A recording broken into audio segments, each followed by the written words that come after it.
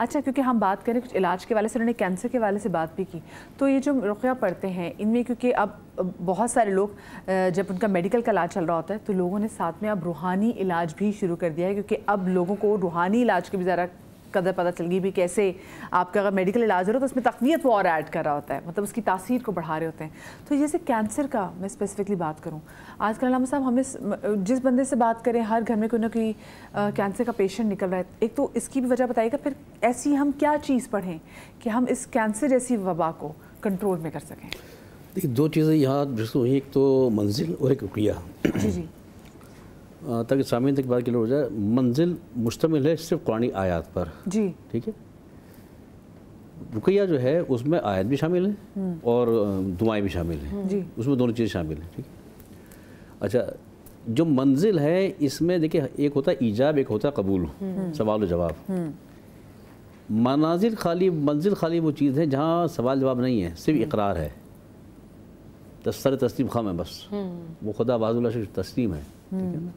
تو یہ بات ذہن میں رہے کہ یہاں پہ ہم کوئی آرگومنٹ نہیں کر رہے، خدا کی وحدانیت اور جو اس نے کہا ہے صرف اقرار ہے، بس تو سچ، سرنڈر ہے، تو سچ، ٹھیک ہے۔ بے شک۔ رقیہ جو ہے جیسے گفتگو ہو چکی کہ جھاڑ پوچھ کا کام ہے، ٹھیک ہے۔ ایک ہے لغوی معنی اور ایک ہے اصطلاحی معنی، شرعی معنی۔ شرعی کیفیت کب آئے گی؟ اس وقت آئے گی کہ جب جو دنیاوی اعتبار سے نا بعض اوقات شرکیہ جملے بھی آ جاتے ہیں، ٹھیک ہے نا، وہ ایک دنیاوی اعتبار، وہ لغوی معنی ہے۔ رقیہ شرعیہ وہ کہلائے گا کہ جس میں خالصتاً کوئی ان دعاؤں میں ان وظائف میں کوئی لفظ شرکیہ نہیں آنا چاہیے، ٹھیک ہے۔ وہ باطل ہو جائے گا، حرام ہو جائے گا، قابل قبول ہی نہیں ہوگا، ٹھیک ہے نا۔ اچھا، اب بات یہی کہ یہ جو بیماریاں ہیں، یاد رکھیے کہ بہت ساری بیماریاں ایسی ہیں کہ جن کو ہم دنیاوی سبب سمجھ رہے ہوتے ہیں، حالانکہ ایسا نہیں ہوتا۔ ایکس رے صحیح آ رہا ہے، رپورٹ صحیح آ رہی ہیں، مگر مریض صحیح نہیں ہو رہا، ٹھیک ہے نا۔ کینسر کوئی باہر کی چیز نہیں ہے، باہر سے پینیٹریٹ نہیں کرتے، کینسرین تو باڈی میں موجود ہے، کہیں ہماری غفلت کو ہوتا ہے کہ جیسے وہ ایکٹیو ہو جاتا ہے، ٹھیک ہے۔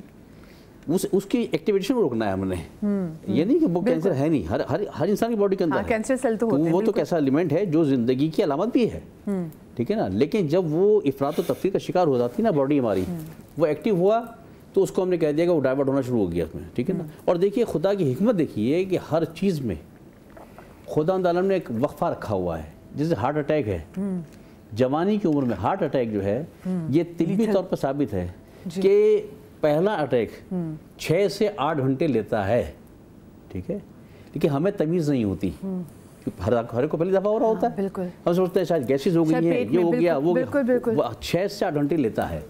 خدائی نظام دیکھیے آپ، ایسے کینسر ہے، یہ پہلا اسٹیج، دوسرا اسٹیج، تیسرا اسٹیج، یہ اسٹیجز ہوتے ہیں۔ وجہ یہ ہے کہ ہماری کچھ تعلیمات ایسی تھی جو ہم نے اختیار نہیں کی، نان مسلم نے اختیار کر لیا۔ ان کے آپ پروٹوکول میں یہ چیز شامل ہے کہ ایوری کوارٹر یا ایوری 6 منتھ پہ انہوں نے میڈیکل چیک اپ کروانا ہے، انہوں نے بالکل جسمانی انہوں نے اپنی خبر گیری رکھنی ہے کہ ہمارا کون سا آرگن سے کام کر رہا ہے۔ ہمارا مسئلہ یہ ہے کہ ہم جسمانی آرگن کو تو چھوڑیے، ہم جو باڈی ہماری ہے اس پر توجہ نہیں دیتے، تو روحانیت پہ کہاں توجہ دیتے ہوں گے ہم؟ صبح شام تک ایک جو چیز نظر آ رہی ہے اس کو نہیں دیکھ رہے، تو جو نہ نظر آ رہی ہے اس کو کینسر کے لیے جو ایک اسماء الہی میں سے ایک اسم ہے یا مجیدو، یا مجیدو بہترین ٹیبلٹ ہے کہ یہ اس کو کینسر کے، ٹھیک ہے نا۔ جو مریض اس سطح تک پہنچ چکا ہو، ٹھیک ہے نا، لیکن میں پہلے عرض کروں گا کہ تسبیح جو تعوذ کی تسبیح جو ہے اعوذ باللہ کی، وہ سب سے پہلے پڑھنی چاہیے تاکہ جو اس پر کچھ اثرات ہیں تاکہ لیکن کوئی بھی ڈاکٹر جو ہے پہلے دن مرض کی دوا نہیں دیتا، مفتی صاحب بیٹھے ہوئے حکیم ہی ہیں، یہ بھی پہلے دن مرض کی دوا نہیں دیتے، پہلے دوا دیتے ہیں 2 دن جو کچھ اس نے استعمال کیا ہوا ہے پہلے اس کو مائنس کرنے کے لیے، تب ان کا دیا وہ مربع جو کام آئے گا، ورنہ کام نہیں آئے گا، ٹھیک ہے نا۔ ایسے یہ ہے کہ ہم جو ہیں دعائیں مانگنے لگتے ہیں، پہلے تو یہ دیکھیں نا جو ہم پہ کہیں سے گزر رہے ہیں، جیسے ہم نے کہا کہ دیواروں پہ لکھا ہوتا ہے، کچھ کسی نے رفاجت کر لی بغیر سوچ سمجھے، ہم گزر گئے اس کے اوپر سے، اندازہ نہیں ہو پاتا ہمیں، ٹھیک ہے نا، کون سی چیز ہمارے پیچھے لگ گئی، ٹھیک ہے نا۔ تو جیسے کاپی کے اوپر پلاسٹک کوٹنگ ہوتی ہے، اس کا فلسفہ کیا ہوتا ہے تاکہ کوئی بھی پانی گرے تو کاپی خراب نہ ہو. یہ اعوذ باللہ جو ہے یہ ہمارے لیے پلاسٹک کوٹنگ کا کام کرتی ہے. اگر ہر انسان روزانہ ایک تسبیح کی عادت بنا لے گھر سے نکلنے سے پہلے, محفوظ رہے گا وہ. آئمہ علیہ السلام یہ معصومین اگر بیمار ہوتے ہیں اس میں مصلحت ہوتی ہے. اچھا کیا ان کے لیے ہے؟ کہا یہ گیا ہے کہ جو لوگ اپنی زندگی کو افراط و تفریط کا شکار نہیں کرتے, توازن کے ساتھ گزارتے ہیں, وہ کبھی بیمار نہیں پڑتے. اس لیے ہمارے جتنے مفتیان ہیں, جتنے مراجع ہیں, کوئی 50-60 سال کی عمر میں نہیں جاتا, 100 سال, 110 سال, 120 سال. ہم بڑھاپے میں پہنچتے ہیں, زیادہ کام چھوڑ دیتی ہے. وہ جتنے بڑے ہوتے چلے آتے ہیں ان کا حافظہ اتنا کام کرنا شروع کرتا ہے. آپ کو پتا ہے یہاں پہ میرے لیے بھی توازن رکھنا بہت ضروری ہے, کیونکہ بریک آ گئی ہے, میں بریک نہیں لے رہی اور شو کا توازن آؤٹ ہو رہا ہے. چھوٹی سی بریک کے بعد واپس آتی ہوں, کہیں مت جائیے گا آپ لوگ.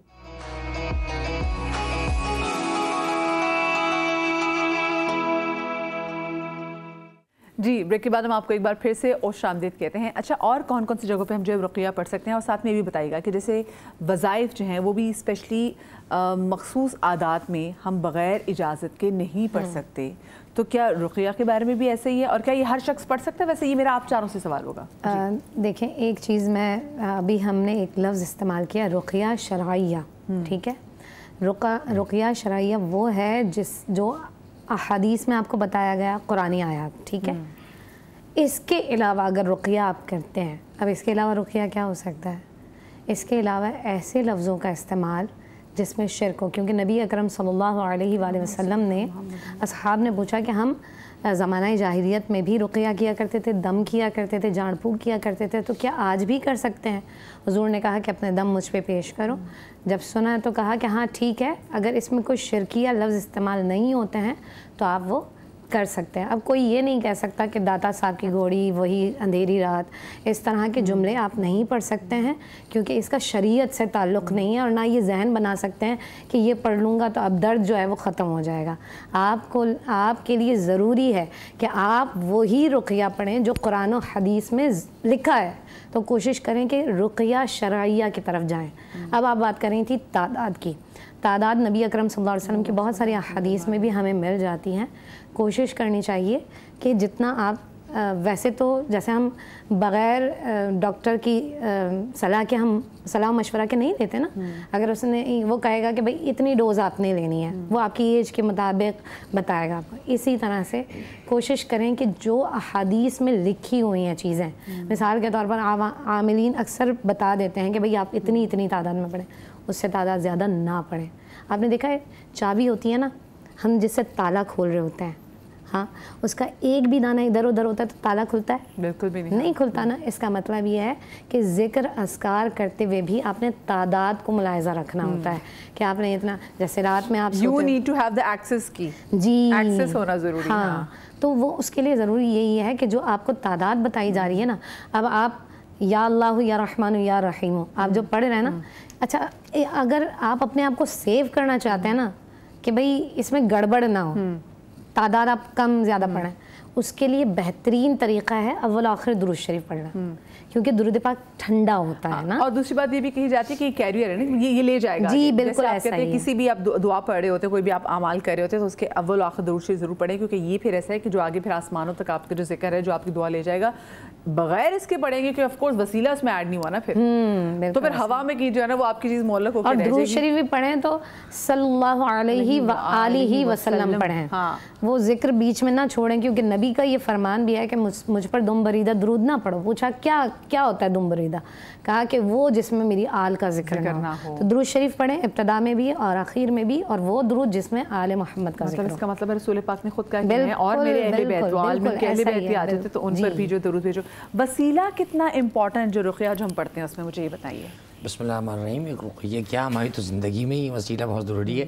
صبح کا ناشتہ میں نے ہاتھوں کے وسیلے کے بغیر نہیں کیا, میں پیروں کے وسیلے کے بغیر چل کے نہیں آیا. مجھے تعجب ہوتا ہے کہ پورے قرآن میں وسیلے کا لفظ 2 بار آیا ہے, لیکن وسیلے کے انکار کرنے والے دو جہانوں میں ملیں گے آپ کو, یہاں بھی ملیں گے وہاں بھی ملیں گے. مطلب وہاں انکار کریں گے تو ظاہر ہے کہ رسوائی ان کے مقدر میں, یہاں بھی ہے. چنانچہ میں سمجھتا ہوں وسیلہ بہت ضروری ہے, اور دعا جیسے بہن نے بیان کیا, درود تو یعنی کہ تمام چیزوں کے لیے, حتیٰ کہ بعض علماء کہتے ہیں یہ جو اول و آخر تجویز کرتے ہیں نا دعا کے آخر میں, یہ کیوں؟ اس کا ایک سبب یہ ہے کہ اللہم صلی علی محمد و آل محمد, یہ دعا ہر وقت مستجاب ہے, کیونکہ اللہ سبحانہ وتعالیٰ نے اپنے اوپر لازم کیا ہے کہ وہ اپنے محبوب پر اور ان کی آل پر رحم نازل کرتا رہے گا, ان کو اپنے سے قریب کرتا رہے گا. تو ہوتا کیا ہے, جب آپ اول و آخر درود پڑھتے ہیں تو یہ دعا ایسے پیک ہو کے جاتی ہے درود کے ساتھ. ملائکہ جب اس کے اول آخر میں درود دیکھتے ہیں تو وہ تو قبول ہو جاتا ہے. تو اللہ ملائکہ سے کہتا ہے کہ مجھے حیا آتی ہے کہ میں دعا کے شروع اور آخر کے بیچ کی بات تو قبول کروں, اس کی بیچ کی بات رد کروں, لہٰذا اس شروع اور آخر کے صدقے بیچ کی بات بھی مان لی جائے تو ہمارا بیڑا پار ہو جاتا ہے. ہم نے بھی بات کی دعا کے اوقات کے حوالے سے, جو بھی اوقات اورات ہیں, وظائف میں دعائیں, دیکھیے اس کے ریکمنڈڈ آیات اور ٹائمز تو وہی قرآن نے بتائے جو اب میں نے آیت پڑھی تھی. ایک اب ان سب میں بھی جو موسٹ ریکمنڈڈ ٹائم ہے وہ کیا ہے؟ فرمایا الصابرین والصادقین والقانتین والمنفقین والمستغفرین بالاسحار. اب ان میں بھی ایک جو موسٹ ریکمنڈڈ ٹائم آ گیا وہ آ گیا سحری کا وقت.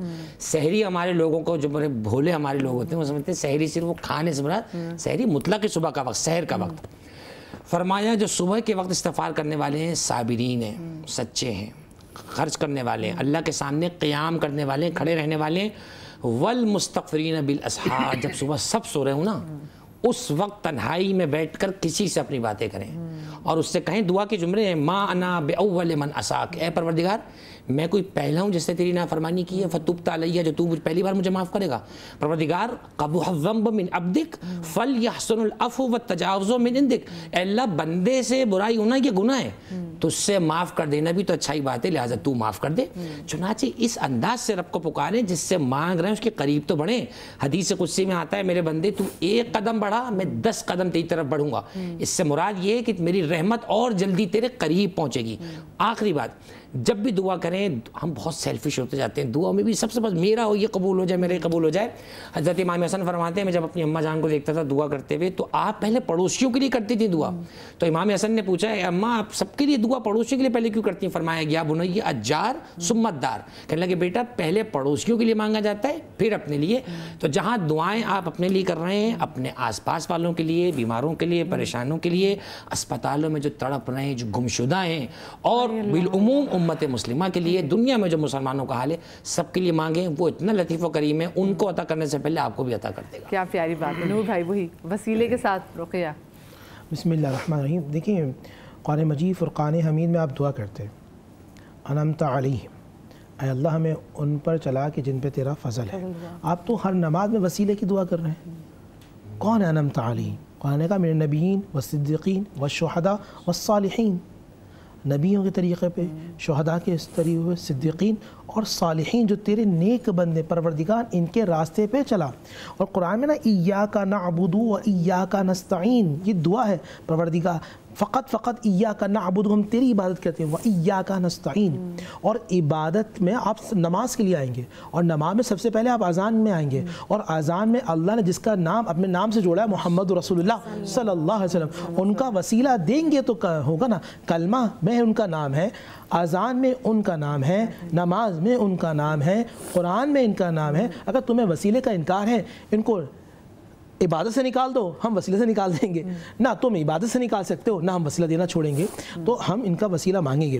اب رہا قرآن نبی اسلام میں جو آیت دعائے معصورہ بیان کی گئیں, رقیہ کے اندر بیان کی گئی, ان میں کچھ میں آپ کو احادیث بیان کروں جو اللہ کے نبی نے دعا کی ہے, جو خاص طور پہ اسپیشلی رقیہ کے اندر اولیاء کاملین پڑھا کرتے ہیں. ایک دعا ہے کہ دیکھیں آنکھ میرے لیے نعمت ہے, اس میں سنتا ہوں, کچھ کی ناک کی ہڈی بڑھ جائے تو بہت تکلیف میں آ جاتے ہیں. آنکھ میں دیکھتا ہوں یہ نعمت ہے, سننے کی طاقت نعمت ہے, بولنے کی طاقت نعمت ہے, گھر نعمت ہے, اولاد نعمت ہے, دولت نعمت ہے, شہرت نعمت ہے, آپ جس جگہ بیٹھے ہیں اللہ نے آپ کو کرسی دی وہ نعمت ہے. وہ دعا کہ اللہ تعالیٰ سے آپ دعا کریں کہ اللہ کوئی نعمت زوال نہ ہو. اللہم انی اعوذ بک من زوال نعمتک, چھوٹی سی دعا ہے, آپ یاد کر لیجئے اور ہمیشہ ہر نماز میں دعا کریں. اللہم اے اللہ انی اعوذ بک, میں تیری بارگاہ میں پناہ طلب کرتا ہوں کہ تو مجھے زوال نعمت سے محفوظ فرما. اے اللہ کوئی بھی جو نعمت ہے وہ زوال نہ ہو. پھر وہ لوگ کہ جو جادو میں مبتلا رہتے ہیں، جو نظر بد کے حوالے سے بچنا چاہتے ہیں، جو کاروبار کے حوالے سے بچنا چاہتے ہیں، وہ دعا جو اللہ کے نبی صلی اللہ علیہ وسلم نے ہمیں بتائی ہے، اللہم انی اعوذ بک من جہد البلاء ودرک الشقاء وسوء القضاء وشماتۃ الاعداء، یہ رقیہ کے اندر ملے گی. یہ آپ پڑھیں گے آپ سوء تقدیر سے بچ جائیں گے، آپ آنے والا وقت آپ کے لیے بہتر ہو جائے گا. ایک وہ دعا کہ جو آپ کے لیے دنیا میں بھی بہتر ہے اور بروز محشر آخرت میں بھی ہے، اللہم انی اسألک العفو والعافیہ فی الدنیا والآخرہ. اے اللہ میں سوال کرتا ہوں کہ تو میرے لیے دنیا بھی حسین فرما اور میرے لیے آخرت بھی حسین فرما. وہ دعا کہ جو نبی علیہ السلام کثرت سے مانگا کرتے تھے، اور جب آپ طواف کر رہے ہوں طواف کے اندر بھی پڑھتے ہیں، ربنا آتینا فی الدنیا حسنہ وفی الآخرہ حسنہ وقنا عذاب النار وقنا عذاب، اب آگے مینشن کیے گئے علماء نے، وقنا عذاب الحشر وقنا عذاب القبر وقنا عذاب المیزان وادخل الجنۃ مع الابرار. یا عزیز و یا غفار، اے اللہ تو مجھے قبر کے عذاب سے بچا، محشر کی رسوائی سے بچا، اور کل میرا جو میں جن کے ساتھ داخل ہوں جو تیرے نیک بندے ہیں. جس طرح میرے بھائی بات کر رہے تھے کہ میں تو وہ اعلیٰ حضرت کا شعر پڑھتا ہوں کہ منکروں کلمہ پڑھانے کا بھی احسان کیا کہ جس نے تمہیں کلمہ پڑھایا ہے تم آج ان کو بھول رہے ہو، اور آج لے مدد، آج لے، وہ ایک شعر ہے نا، آج مدد مانگ ان سے، کل نہ مانیں گے اگر تو قیامت میں مان گیا. تو کل تو تمہیں ماننا ہی پڑے گا. کل جب جن کی جنت میں تم جانے کے لیے خواہش مند ہو، جب تم ان کو دیکھو گے، تم سرداران جنت کو دیکھو گے، تم خاتون جنت کو دیکھو گے، تو ماننا پڑے گا. آج ماننا ہے اصل میں. آج جو ان کی طریقے دیکھ لیں گے تو پھر تو ماننا ہی پڑے گا نا، جو ماننا نظر جو آ رہا ہوگا. ہاں آج ان کو ماننا ہے، آج ان کے طریقے پہ چلنا ہے. وہ صبر کرنے والے ہیں، وہ شکر کرنے والے ہیں، وہ عدل کرنے والے ہیں، وہ معاف کرنے والے ہیں، وہ عطا کرنے والے ہیں، وہ رحم کرنے والے ہیں، وہ سچ بولنے والے ہیں، وہ جھوٹ سے بچنے والے ہیں، وہ ذکر کرنے والے ہیں، وہ سجدہ کرنے والے ہیں، وہ شکر کرنے والے ہیں، وہ ہر حال میں رحم کرنے والے ہیں. یہ صفات کو اپنا لیں، یہ صفات آپ کے اندر آ جائیں گی، رحمان کی نورانیت اور رحمانیت آپ کے اندر آ جائیں گی.